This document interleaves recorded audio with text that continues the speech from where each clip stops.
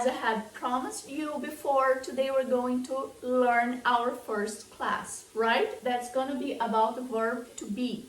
Então, a nossa primeira aula vai ser a respeito do verbo to be. Antes da gente poder dar início ao verbo to be, já que nós iremos conjugá-lo, nós precisamos dos pronomes pessoais, que são chamados em inglês de subject pronouns. E aí você vai perguntar, professor, o que é um pronome pessoal?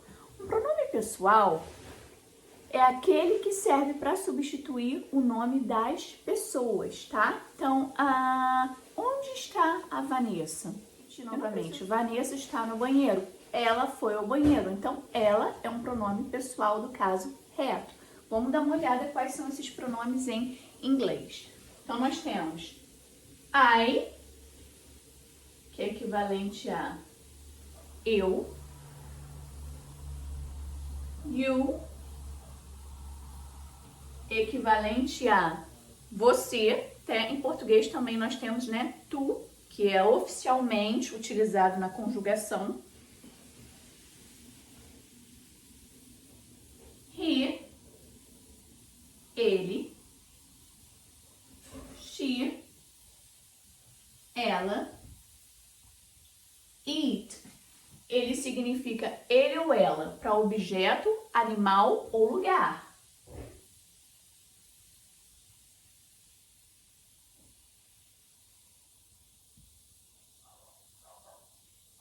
Certo? We, que significa nós. Vamos ver se a câmera vai estar pegando direitinho, tá? They, que significa ele ou ela, ok? Então vamos lá. Let's repeat. I, you, he, she, it, we, they. Professora, tá faltando you aqui. Sim, mas se escreve da mesma forma. Então, logo, you pode significar você ou vocês, tá? Como eu sei quando significa um ou outro? Apenas pelo contexto, certo? Então, vamos lá. Primeira pessoa do singular, segunda pessoa do singular e aqui a grande, tá? Essa é a estrela do inglês, a gente sempre vai ver que os verbos alteram para essas pessoas. Terceira pessoa do singular, tá? Primeira pessoa do plural, que é nós.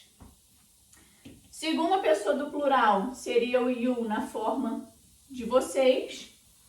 E terceira pessoa do plural nada mais é do que o plural da terceira pessoa do singular. Então, ele, ok? Eles, they. Ela, she, elas, they.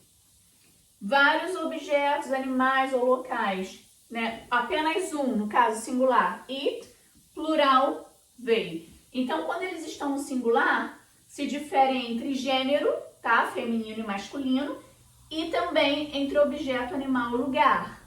Então, a pessoa se difere dois objetos. Porém, quando estão no plural, eles, né, todos os três significam a mesma coisa. They, ok? Acho que tá bem claro aqui para vocês os subjects, subject,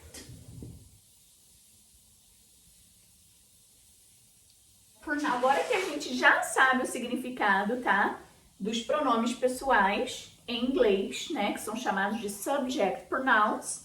A gente já está preparado para poder conjugar o verbo to be. Que, relembrando, porque muitos de vocês já sabem, significa ser ou estar. E é óbvio, como todo verbo, ao ser conjugado, nós temos que mudar a forma escrita. Então, eu não posso conjugar I be, ok? Da mesma forma que eu não posso conjugar eu estar ou eu ser, ok? Eu preciso adaptar ao pronome. Então, vamos lá. I am, you are, he is, she is, it is, we are, you are, They are. Então, o primeiro you, tá? É a forma de singular. Você, tu. O segundo you é a forma de plural. Então, segunda pessoa do singular, segunda pessoa do plural. Então, o segundo you vai ser vocês ou vós, né? De uma maneira mais formal em português. Então, let's repeat. I am. Eu gostaria de chamar a atenção aqui para vocês. Eu já vi muita gente assim no começo, quando está começando a aprender inglês, pronunciar I am. Porque em português o M ele apenas existe para alongar, né, a pronúncia. Em inglês não. O M e o N eles existem para serem realmente pronunciados, tá? Então, I am. Certo? You are. He is. She is. It is. We are. You are. They are. Certo? Professora, eu sei que existe a forma curta. Sim. Em inglês nós temos muitas palavras, tá? Que são escritas na forma curta. I am. I'm. You are. Your. He is. His. She is. She's. It is. Its. We are. We're. Your.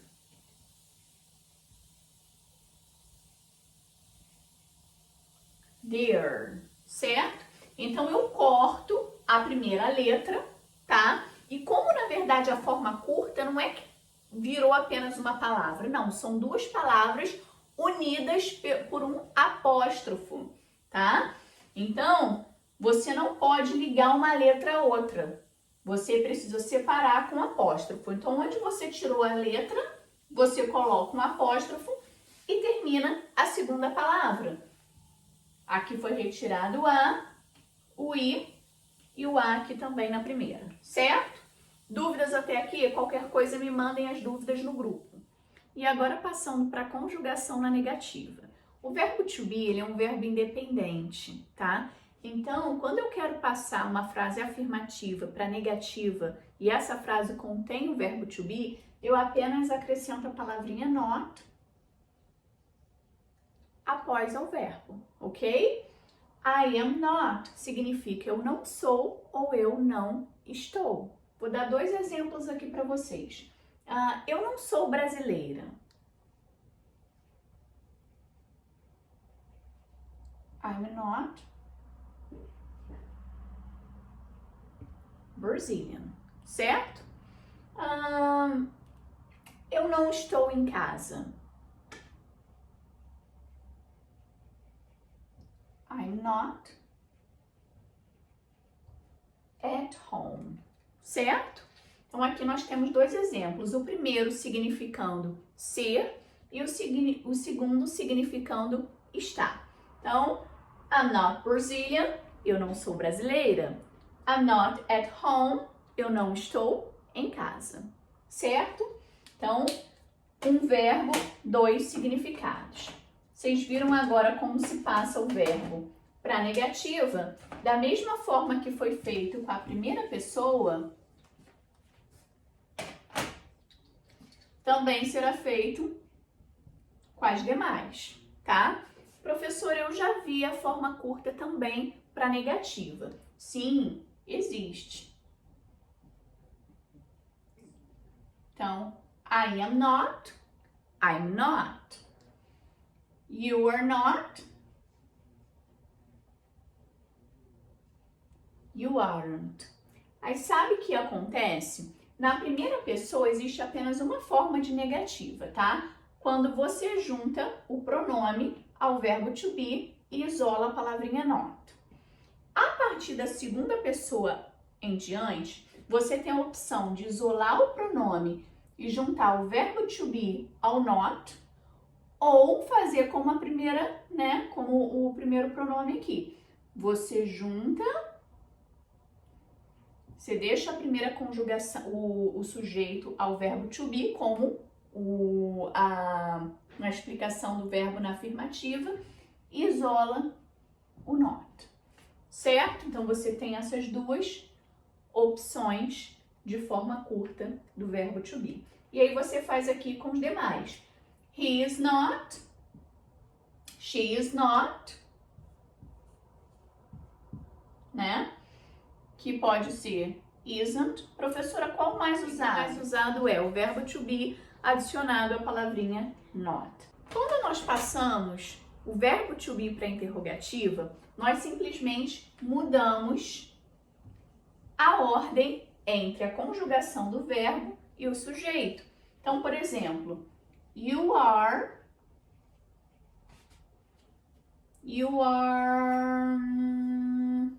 tall.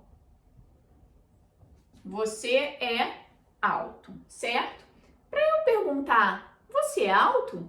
Em português, a gente apenas adiciona o pronome interrogativo, que em inglês se chama question mark, ok? Mas em inglês, não. Em inglês, você simplesmente muda a ordem do verbo to be. Are you tall? Eu estou perguntando, você é alto? Yes, I am. Sim, eu sou. No, I'm not. Não, eu não sou. Então, para eu criar a interrogativa com os demais pronomes e verbo to be, é só eu passar o verbo to be pro comecinho da frase. Então, aqui. She is nice. Ela é bacana, né? Ela é legal. Uma das palavras mais usadas em inglês, tá? Nice tem vários sentidos. Para eu perguntar, ela é bacana? Ela é legal? Vai ser, is she nice? Yes, she is. Sim, ela é. No, she isn't. Tá aí, gente. Explicação do verbo to be. Simples. Espero que vocês tenham gostado desse vídeo, dessa nossa primeira aula. E acredito, com essa explicação, vocês estão aptos a fazerem o dever que eu enviei para vocês há 1 ou 2 dias atrás, tá? Esse vídeo é feito com muita simplicidade, muito amor, muito carinho, muito respeito e com o meu marido cozinhando na cozinha ali do lado, tá bom? É isso, gente. Pra ver o som, tô comendo fritura. Um beijão, boa noite, good night.